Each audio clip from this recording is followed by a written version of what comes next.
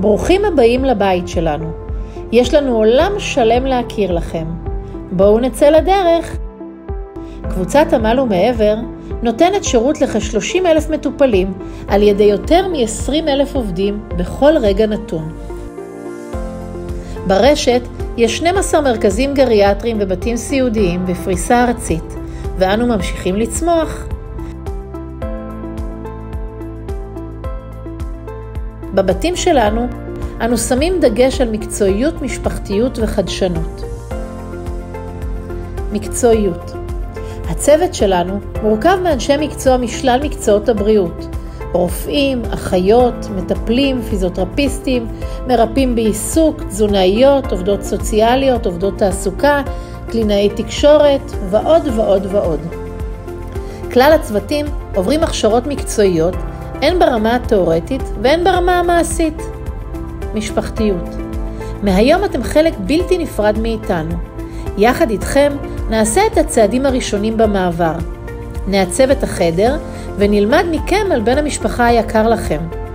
כמו בכל משפחה, אנו נותנים לכל אחד את המקום המיוחד שלו ושומרים על אווירה ביתית וחמה. בבית פעילויות מגוונות רבות שבהן כל דייר יכול להשתלב. הפעילויות בבית מותאמות לצרכים, רצונות והתחביבים של הדייר מתוך שאיפה לתת מענה לכל אחד ואחת. החוגים שלנו הם בתחומים כמו מוזיקה, תנועה, תחביבים, ספורט, טיפוח, אקטואליה, שפות ועוד. כמו כן, בחגים ואירועים אנו אוהבים לחגוג ביחד. הבית פתוח ואנו מזמינים אתכם להצטרף אלינו. חדשנות. תוך זמן קצר נחשוף את בן המשפחה שלכם לטכנולוגיות חדשות שישמח להכיר. בעזרתן יוכל לשבת בקונצרטים, לנגן בקלידים, לטייל ביערות הגשם ואף לשוט בגונדולה בנהרות ונציה. בעזרת החדשנות נעזור לשמר ולשפר יכולות מוטוריות, תפקידי יום-יום ונעלה חוויות נעימות מהעבר. הבתים שלנו מרושתים במצלמות חכמות ומנוטרים על ידי מוקד תצפיתניות 24/7.